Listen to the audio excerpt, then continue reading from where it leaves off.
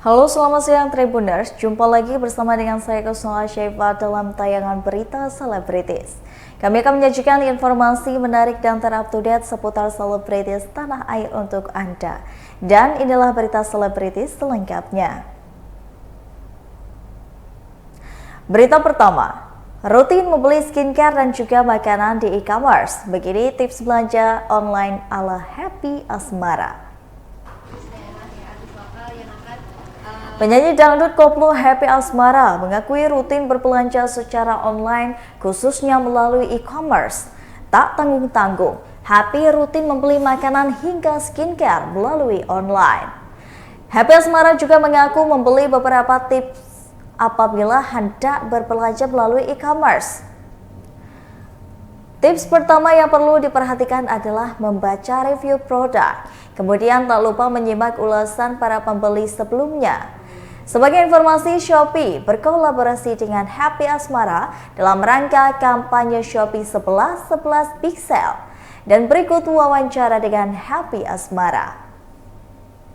Karena aku juga butuh kayak celana mata, terus kayak skincare, terus kayak beberapa kayak bedak, kayak gitu-gitu aku langsung belinya online. Soalnya kan aku nggak ada waktu untuk beli offline-nya. Kak, ada tips-tips buat belanja online sama Kak Shopee nggak sih, sama ada belanjaan online yang aneh yang tadi? Kalau aku sih lebih ke makanan ya. Kalau aku lebih makanan, kelihatan ada temen aku barusan beli makanan aneh-aneh, aku pasti ini enak nggak sih cobain gitu. Kayak kan ada tantangan baru tuh kayak steak yang pedas banget, terus ada kayak telur apa sih balut apa yang kayak gitu itu aku beli. Kalau tips-tips Kalau tips-tipsnya untuk semuanya, belilah barang yang kalian butuhkan dulu, yang kalian perlukan gitu. Karena kebanyakan kalau aku lagi belanja apa yang aku inginin, aku check out. Jadi lupa bayar, jadi aku harus selalu langsung bayar nih apa yang aku butuhin kayak gitu. kayak Manage uang. perempuan kan biasanya banyaknya yang ikut cuma di keranjang kalau kayak itu termasuk yang kayak gini juga sih. Iya, sampai penuh keranjang aku. Cuman abis itu aku kayak seminggu gini, aku kalau sehari itu bisa penuh keranjang aku. Kalau scroll doang bisa sampai penuh. Apa yang aku ini banyak banget kayak hal yang penting ataupun nggak penting gitu. Cuman ada beberapa. Berita selanjutnya, Pinkan Mambo menjadikan putrinya penyanyi akan merekrut manajer mahal. Pinkan Mambo menerjunkan putri keduanya, Michelle Ashley, untuk menurunkan profesinya sebagai penyanyi. Michelle Ashley pun digadang-gadang akan menjadi pengganti dari Pinkan Mambo di dunia tarik suara. Saat ini Pinkan Mambo masih belajar berperan sebagai manajer dari Michelle Ashley yang baru terjun di dunia tarik suara dan juga iklan. Akan tetapi kedepannya Pinkan Mambo akan merekrut manajer profesional untuk putrinya. Pinkan Mambo juga berang-berangan putrinya ingin menjadi penyanyi dengan bayaran fantastis. Berikut wawancara dengan Pinkan Mambo. Anaknya seperti apa nih, Kak? Apakah nanti ngikutin jejak Kakak juga sebagai penyanyi atau seperti apa? Iya, dia bakal jadi penyanyi, tapi dia more modeling ya. Modeling, dia pengen jadi model, tapi aku bilang berangkat dari nyanyi dulu yang kami bisa bantu gitu. Ya, doain aja mudah-mudahan Michelle sama hebohnya sama mamanya aja sih, hebohan dia deh. Belum meletak aja deh. Sempat khawatir nggak sih kalau misalkan anaknya ikut terjun juga di dunia? Khawatir banget mbak, dia belum terjun aja di dunia kayak nyanyi apa di dunia entertain. Kalau ke mall mbak, bajunya tuh pakai tank top segini nih mbak. Ininya sampai mau keluar. Iya, saya kalau jalan saya naikin, terus aku nggak lihat dia turunin lagi. Kayak gitu, belum dia suka gini. Nah saya bilang jangan gitu, jadi nggak bagus. Susah ngurusin dia, susah banget. Benar, saya aja sampai tinggal 5 dukun buat ngurusin dia. Iya. Pesantren udah, katanya DO dia. Iya, semuanya. Udah, tahu nih sekolah apaan lagi nih yang bisa. Michelle, kuliah Ikut mama ya. di luaran gimana sih lo sebagai anak?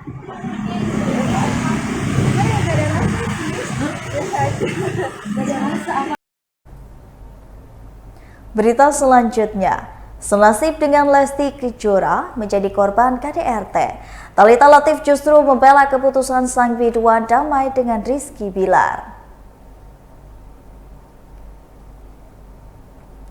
Senasib dengan Lesti Kejora yang menjadi korban KDRT, artis Thalita Latief justru membela sang biduan berdamai dengan Rizky Bilar. Baru-baru ini Thalita Latief membela keputusan Lesti Kejora mencabut laporan KDRT terhadap Rizky Bilar. Lesti Kejora ini damai dengan Rizky Bilar. Ucapan Thalita Latief sontak membuat netizen heboh. Pasalnya Thalita Latief juga pernah mengalami kasus KDRT dari mantan suaminya, Dennis Rizky. Diketahui Thalita Latief menikah dengan Dennis Rizky pada 9 Oktober 2011 silam. Ia pun memutuskan bercerai dari suaminya pada Juli 2021 lalu. Thalita mengaku pernah dilempar ponsel oleh suaminya hingga bibirnya berdarah. Thalita Latief juga masih mesra bersama dengan Dennis atau Dennis Lila. Parahnya, Thalita mengaku KDRT itu dilakukan di hadapan anaknya sendiri. Meski pernah menjadi korban KDRT hingga pilih cerai, Thalita justru membela keputusan Lesti Kejora berdamai dengan Rizky Bilar. Berikut wawancara dengan Thalita Latief. Nggak mengira-gira, oh pakai ini aja, oh pakai itu aja, nggak mau aku kayak gitu. Kalau buat anak aku maunya yang semaksimal mungkin. Jadi kalau memang anak aku sakit, ya bawa ke dokter. Tapi ini kan yang ditarik yang sirup kan. Kalau seandainya anak lu tipe yang susah nggak sih minum yang obat bidangnya gitu, aku tidak bisa menjawab pertanyaan kayak apa sih solusinya yang baik kalau nggak paracetamol. Aku nggak bisa jawab itu karena itu bukan bidang aku. Atau mungkin nanti ada solusi lainnya, atau mungkin nanti diganti jenisnya, ya kita tunggu aja. Biasa antisipasi anak kalau sakit gimana? Biasanya antisipasi anak kalau misalkan sakit, sudah mulai kelihatan sakit sebelum kalau sampai dokter dulu, karena alhamdulillah sampai hari ini langsung cus ya. Jadi belum perlu, tapi kalau suatu saat tiba-tiba sakit ya pasti aku langsung ke rumah sakit dan ke dokter sih. Jadi aku bukan tipikal orang yang suka mencoba-coba gitu. Jadi lebih baik yang pasti-pasti aja. Kalau misalnya anak sakit ya pergi ke dokter. oh dari katanya 6 bulan sekali. Kalau khusus kamu sendiri begitu nggak sih kontrol Aku untuk ya, kesehatan nggak? Kalau untuk aku pribadi ya, karena kan aku kan penyintas kanker, jadi aku pasti aku malah per 3-4 bulan gitu. Jadi pasti selalu cek laboratorium, cek hormon gitu. Kalau untuk anak aku setahun bisa, kalau untuk kontrol gitu ya 2-3 kali. Berita selanjutnya, Rafael Tansmas hidup di kos-kosan petak hingga diisukan bangkrut. Rafael Tansman sempat diisukan bangkrut lantaran tinggal di kos-kosan petakan. Rafael Tan pun mengklarifikasi soal isu bangkrut yang sempat terarah kepadanya. Personel boyband Smash itu mengatakan bahwa sebenarnya dia memiliki unit apartemen. Namun dia tetap memilih untuk pulang ke kos-kosan lantaran lebih dekat dari tempat ia bekerja. Rafael Tan juga mengatakan bahwa sejak sekolah dirinya memang sudah tinggal di kos-kosan. Rafael Tan mengatakan bahwa dirinya kerap merindukan kehidupan menjadi anak kos.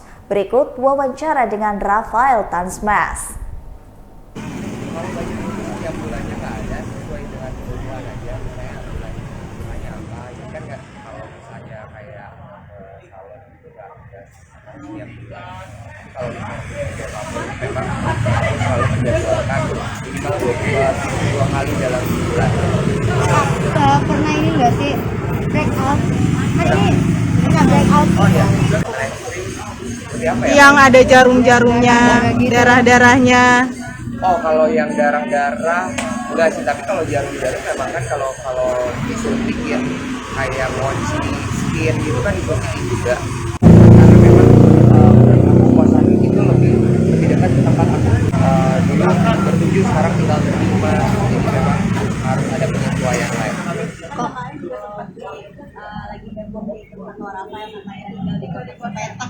Oh ya. Ya sebenarnya apa ya? Sebenarnya aku juga ada apartemen, tapi aku juga ada apartemen karena memang aku puasan itu lebih dekat ke tempat aku kerja, dan memang kadang-kadang kalau ke apartemen kejauhan ya udah aku pulang ke kosan. Dan memang basically dari dulu dari SMA aku juga aku anak kos, jadi kadang-kadang suka aduh kangen juga ya dengan suasana kosan, kangen juga makan di warteg. Sampai sekarang aku juga kayak nggak pernah ada pantangan sih untuk makan di warteg, karena kalau misalnya ya udah kita hidup apa adanya ya, nggak ada yang gitu.